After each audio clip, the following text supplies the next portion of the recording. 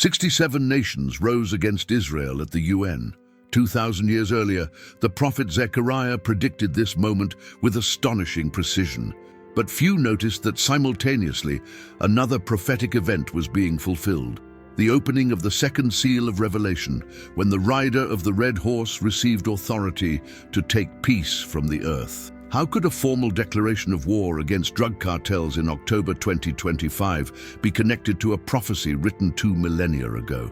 Why would the nations of the world unite against Israel at the exact moment the United States initiated an unprecedented armed conflict? And what if recent events are merely the beginning of a series of events predicted with extraordinary accuracy in sacred texts? The answer lies in scroll fragments discovered in the Qumran caves and in confidential documents sent to the American Congress. Evidence revealing an impressive pattern of prophecies being fulfilled before our eyes, precisely as written over 2,000 years ago. Prepare to discover how modern archaeology, current geopolitical events, and ancient biblical prophecies converge in a moment that was written before we were even born. To understand the extraordinary magnitude of what's happening, we need to return to the time when these prophecies were recorded. In the book of Revelation, chapter 6, we find the vision of the 4 horsemen who would be released with the opening of the first 4 seals. I watched as the Lamb opened the first of the 7 seals, and there before me was a white horse. Its rider held a bow, and he was given a crown, and he rode out as a conqueror bent on conquest. When the Lamb opened the second seal, another horse came out, a fiery red one. Its rider was given power to take peace from the earth and to make people kill each other. To him was given a large sword. When the Lamb opened the third seal, there before me was a black horse. Its rider was holding a pair of scales in his hand. When the Lamb opened the fourth seal, there before me was a pale horse. Its rider was named Death, and Hades was following close behind him. They were given power over a fourth of the earth to kill by sword, famine, and plague, and by the wild beasts of the earth. Dr. Jonathan Berger, expert in biblical prophecies and Middle Eastern archaeology, explains, the 4 horsemen of Revelation represent catastrophic events that would mark the beginning of the end times. Not necessarily the immediate end of the world, but the beginning of a series of events culminating in Christ's return. Recent excavations in the Qumran caves in 2023 revealed previously unknown fragments that shed new light on how first-century Jews understood these prophecies. Dr. Eli Shukron, renowned Israeli archaeologist, discovered a passage that clearly connects the rider of the red horse with a great leader from the west who will declare war and bring bloodshed in the waters of the Great Sea. This brings us to the extraordinary event that occurred in October 2025, when President Donald Trump sent a confidential notification to the United States Congress, formally declaring that the country was in a non-international armed conflict with drug cartels. This wasn't a simple anti-drug operation. Trump specifically used the language of war, designating the cartels as terrorist organizations and characterizing their members as unlawful combatants.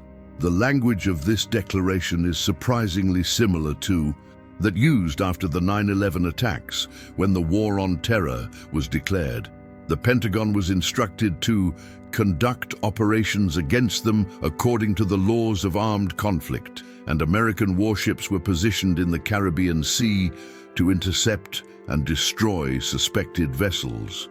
Within a month, 3 attacks were confirmed, resulting in 17 deaths. Even more notable was Trump's assertion that the Department of Defense should be renamed the Department of War, returning to the original name, used until 1947. This change isn't merely semantic, but symbolically significant in the context of biblical prophecies. Professor Simon Levinson of Tel Aviv University observes, the language of Revelation is highly symbolic. The rider of the red horse receives a large sword and authority to take peace from the earth. This formal declaration of war by the United States, especially with the emphasis on changing the name from defense to war, is strangely parallel to biblical symbolism. Meanwhile, precisely in the same month, another prophetic event was unfolding at the United Nations General Assembly. When Israeli Prime Minister Benjamin Netanyahu approached the podium to speak, representatives from 67 nations stood up and left the hall in protest. This unprecedented act of diplomatic isolation occurred simultaneously with Trump's declaration of war. Dr. Amir Tsarfati, Middle East geopolitics expert, explains, in Zechariah 12:3, we read, "On that day, when all the nations of the earth are gathered against her, I will make Jerusalem an immovable rock for all the nations. All who try to move it will injure themselves." What we saw at the UN was the literal fulfillment of this prophecy. Events are unfolding exactly as prophesied. The first seal, the rider of the white horse, may be linked to the rise of the false Messiah or spirit of Antichrist. The second seal, the rider of the red horse who takes peace from the earth, appears to be manifesting in the current American declaration of war, and there's evidence that the third and fourth seals are also beginning to open. In 2024, the United Nations Food and Agriculture Organization reported that global food prices reached their highest levels in 3 decades, with hunger affecting more than 900 million people. Signs of the rider of the black horse who carries scales symbolizing scarcity and famine. Simultaneously, the World Health Organization declared 5 new global pandemics in 2025, with predictions that they could kill up to 25% of the world's population if not contained. A frightening parallel to the rider of the pale horse who has power to kill a fourth of the earth. Dr. Elizabeth Chen, epidemiologist at Johns Hopkins University, states, "The pattern of emerging diseases in the last 3 years is unprecedented in modern history. We're seeing pathogens with mortality rates and transmission capabilities we haven't seen since the Black Death. But what makes these events truly extraordinary isn't just their occurrence, but their synchronicity.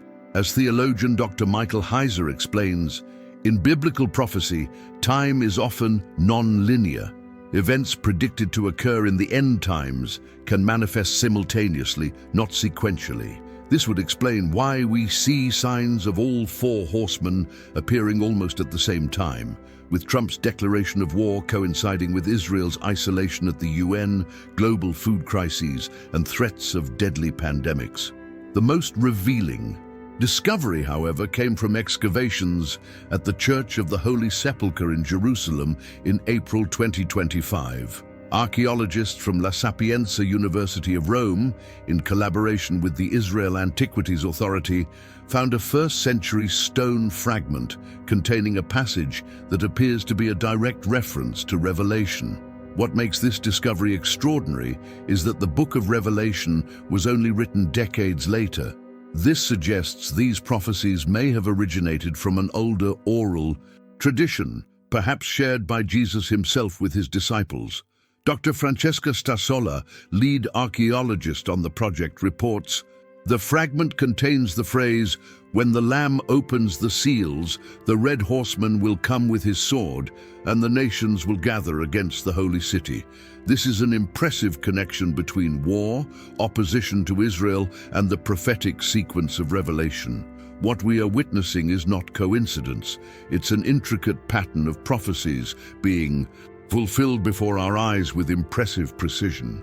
Trump's declaration of war, with its specific language and timing, appears to fulfill the symbolism of the 2nd seal of Revelation, the rider of the red horse who takes peace from the earth. This is even more significant when we consider that this declaration occurred simultaneously with the fulfillment of Zechariah's prophecy about nations gathering against Israel.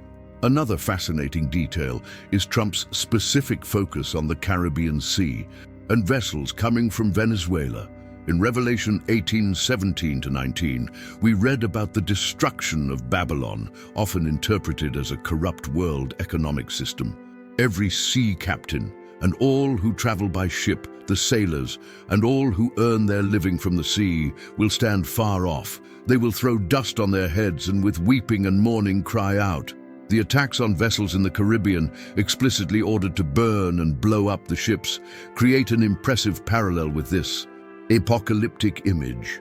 Biblical historian Dr. Thomas Meyer observes, in Prophecies, the sea often represents masses of peoples and nations. The authorization to attack vessels in international waters outside American territory symbolically represents an extension of power beyond normal boundaries, something consistent with the authority given to the rider of the red horse.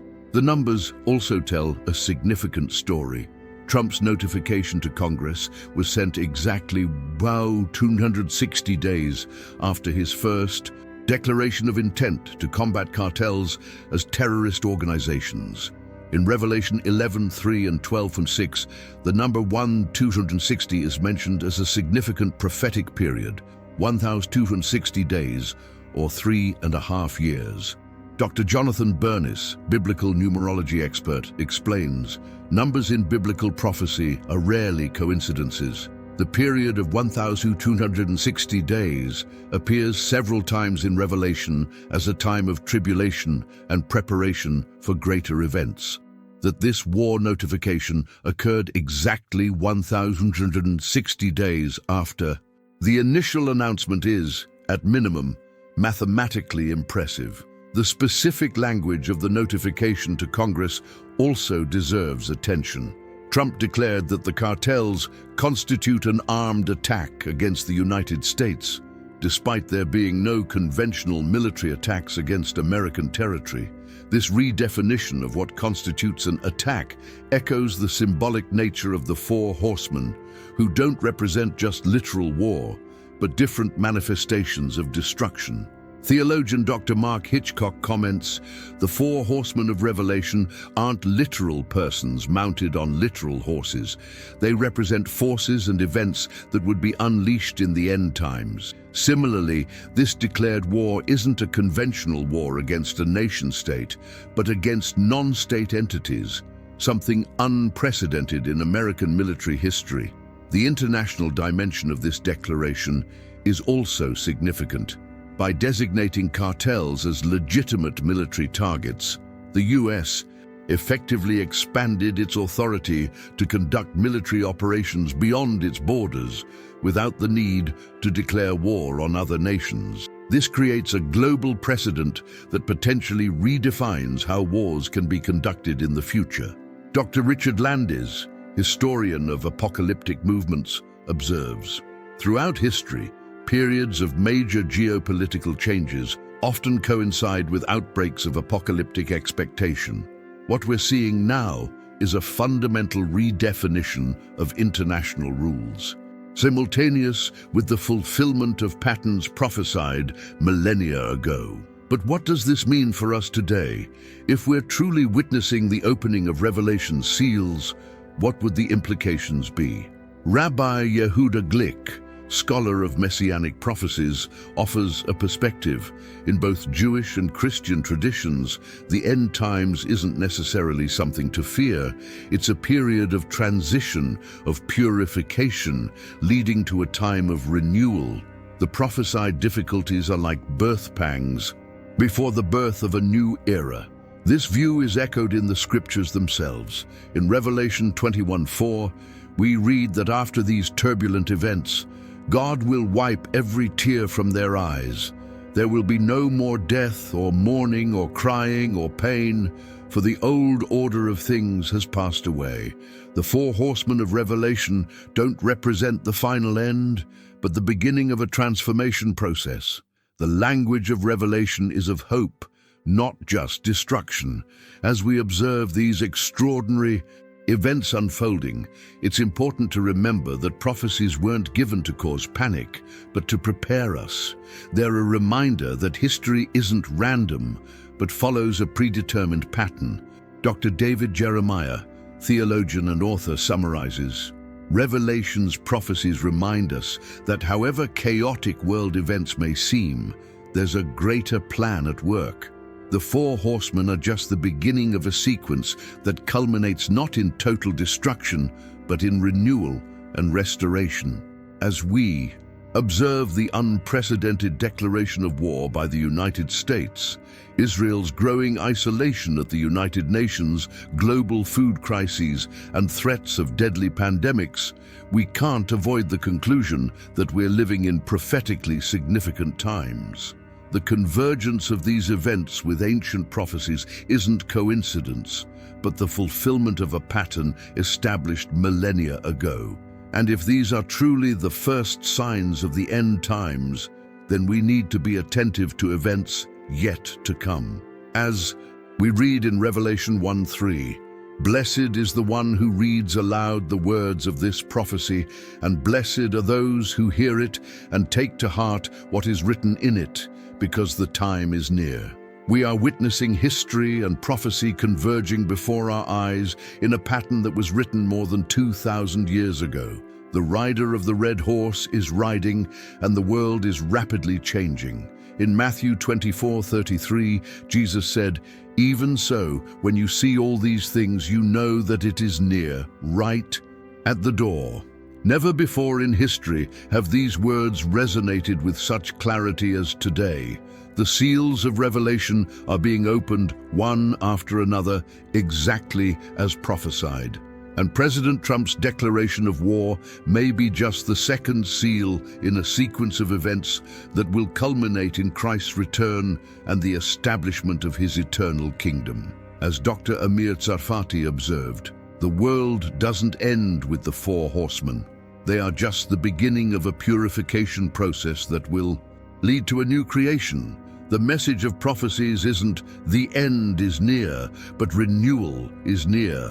We live in extraordinary times where we can witness the fulfillment of prophecies written millennia ago, not with fear, but with expectation and preparation, knowing these events were predicted not to frighten us, but to assure us that there is a divine plan amid the apparent chaos of the world.